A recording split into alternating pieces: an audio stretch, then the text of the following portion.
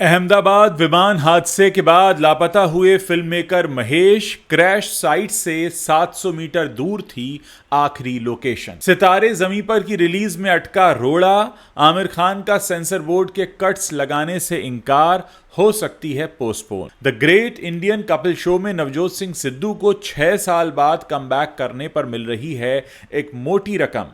अर्चना की फीस तो उसके आगे कुछ भी नहीं। अल्लू अर्जुन होंगे नए शक्तिमान, डायरेक्टर के नाम पर भी लग गई मुहर।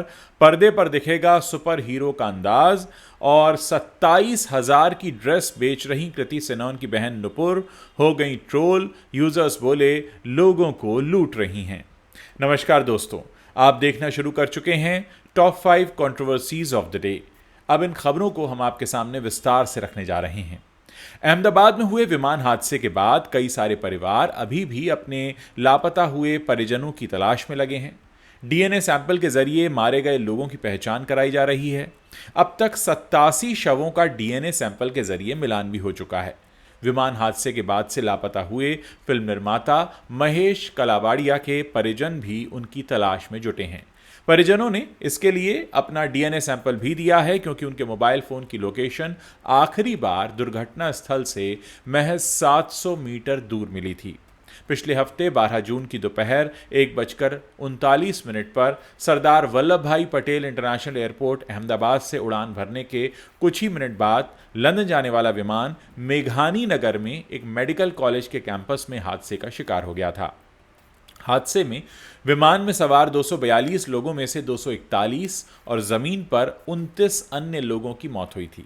महेश कलावाड़िया, जो नरोदा के रहने वाले हैं और उन्हें महेश जीरावाला के नाम से भी जाना जाता है, वो म्यूजिक एल्बम का निर्देशन करते हैं। उनकी पत्नी हेतल ने बताया कि घटना वाले दिन वो दोपहर में लॉ गार्डन इलाके में किसी से मिलने गए थे। उन्होंने कहा, मेरे पति ने मुझे दोपहर 1:14 पर फ़ोन करके बताया कि उनकी मीटिंग ख़त्म हो गई है और वो घर आ रहे हैं। हालांकि जब वो वापस नहीं लौटे तो मैंने उनके फ़ोन पर कॉल किया, लेकिन वो स्विच ऑफ था। इसके बाद पुलिस को जानकारी दी गई तो उनके मोबाइल फ़ोन की आखिरी लोकेशन से पता चला कि वो हादसे से महज 700 मीटर दूर थे। पत्नी हेतल ने आगे कहा, उनका फ़ोन दोपहर 1:40 पर स्विच ऑफ हो गया। उनका स्कूटर और मोबाइल फ़ोन दोनों ही मिसिंग हैं। आमिर खान की फिल्म सितारे ज़मीं पर साल 2025 की मोस्ट अवेटेड फिल्मों में से एक कही जा रही है। हर किसी की नज़र इसकी रिलीज पर टिकी हुई है। फिल्म के ट्रेलर और गानों को बहुत पसंद किया गया है। खबर यह भी है कि मेकर्स इसे देश भर में 3,000 से भी ज़्यादा स्क्रीन्स पर रिलीज करने की तैयारी में हैं। लेकिन अब शुक्रवार 20 जून को इसकी रिलीज हो पाएगी या नहीं, इसको लेकर संशय के बादल मंडरा रहे हैं। वजह यह है कि सेंसर बोर्ड से सितारे ज़मीं पर को अभी तक क्लियरेंस नहीं मिला है। इसकी वजह सीबीएफसी की ओर से सुझाए गए 2 कट्स हैं। रिपोर्ट्स के मुताबिक सीबीएफसी ने सितारे ज़मीं पर में 2 कट्स लगाए हैं, लेकिन आमिर खान इन कट्स को लगाने के लिए तैयार नहीं हैं। वो फिल्म को बिना किसी कट के रिलीज करना चाहते हैं। रिपोर्ट में सूत्रों के हवाले से कहा गया है कि आमिर खान और डायरेक्टर आर.एस. प्रसन्ना दोनों का ही कहना है कि उन्होंने बहुत सोच समझकर ये फिल्म बनाई है और सेंसर बोर्ड को जिन 2 सीन्स या डायलॉग्स पर आपत्ति है वो स्क्रिप्ट के लिहाज से बहुत ज़रूरी हैं। हालांकि सेंसर बोर्ड ने कौन सा सीन या कौन सा डायलॉग हटाने को कहा है, इसको लेकर कोई जानकारी सामने आई नहीं है।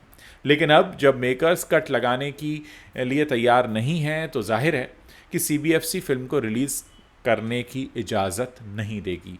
ऐसे में शुक्रवार 20 जून की रिलीज़ पोस्टपोन हो सकती है। हालांकि इस बीच आमिर खान एक बार फिर से सेंसर बोर्ड की एग्जामिनिंग कमेटी से मिले हैं। संभव है कि आज की इस मुलाकात में समस्या को लेकर कोई ना कोई हल निकल आया हो। बात करते हैं कपिल के शो की।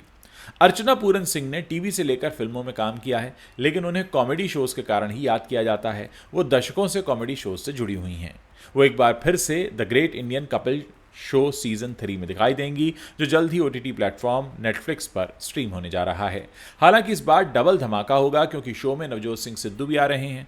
अब कॉन्सेप्ट क्या है ये तो शो के प्रीमियर होने के बाद पता चलेगा, लेकिन लोग इंटरनेट पर यह सर्च कर रहे हैं कि दोनों को आखिर कितनी फीस मिल रही है। खबर यह है कि अर्चना पूरन सिंह को अब नवजोत सिंह सिद्धू से कम पेमेंट किया जा रहा है। रिपोर्ट्स के मुताबिक कपिल शर्मा के शो में अपने ठहाकों के लिए मशहूर अर्चना को एक एपिसोड के लिए 10 से 12 लाख रुपए की फीस दी जाती है। तो वहीं फिल्मी बीट वेबसाइट के मुताबिक नवजोत सिंह सिद्धू 30 से 40 लाख रुपए की तगड़ी फीस चार्ज कर रहे हैं। शक्तिमान जैसी बड़ी टीवी सीरीज को बड़े स्क्रीन पर लाने के लिए कई सालों से बातें चल रही हैं, लेकिन कोई भी एक्टर इस रोल के लिए फिट नहीं बैठ रहा था। अब आखिरकार शक्तिमान को नया चेहरा मिल गया है और वो कोई और नहीं बल्कि अल्लू अर्जुन है।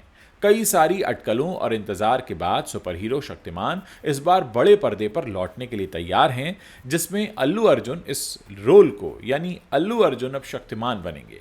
बॉलीवुड बबल के सूत्रों के मुताबिक शक्तिमान अब अल्लू अर्जुन के साथ फिर से शुरू होने वाला है। इस एक्साइटमेंट को बढ़ाते हुए आपको बता दें कि मलयालम एक्टर बेसिल जोसेफ को इस मेगा वेंचर का निर्देशन करने के लिए चुना गया है।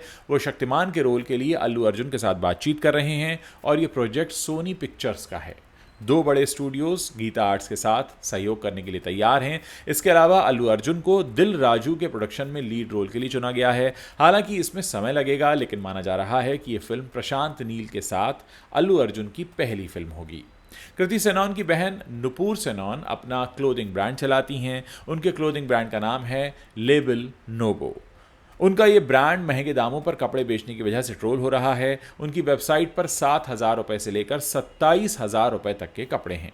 सोशल मीडिया पर यूजर्स का कहना है कि बेसिक कपड़े भी इतने महंगे बेच रहे हैं और क्वालिटी भी नहीं है।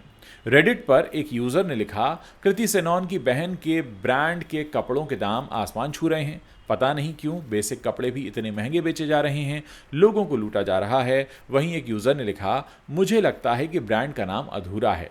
वो लिखना भूल गए कि कोई भी मुझसे इतने महंगे कपड़े नहीं खरीद रहा है। दूसरे यूजर ने लिखा, कोई भी बहन के नाम पर इतने महंगे कपड़े खरीदेगा। एक यूजर ने लिखा, 750 लास्ट प्राइस होनी चाहिए। आपको बता दें कि नुपुर के इस ब्रांड के नाम में जो नोबो है वो नो बाउंड्री के लिए स्टैंड करता है।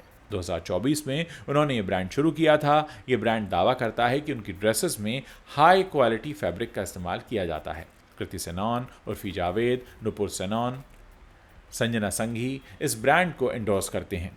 आपको बता दें कि नुपुर सेनन बॉलीवुड एक्ट्रेस कृति सेनन की छोटी बहन है। मुंबई आने से पहले वो दिल्ली में जॉब किया करती थीं। अब वो एंटरटेनमेंट इंडस्ट्री में अपनी जगह बनाने की कोशिश कर रही हैं।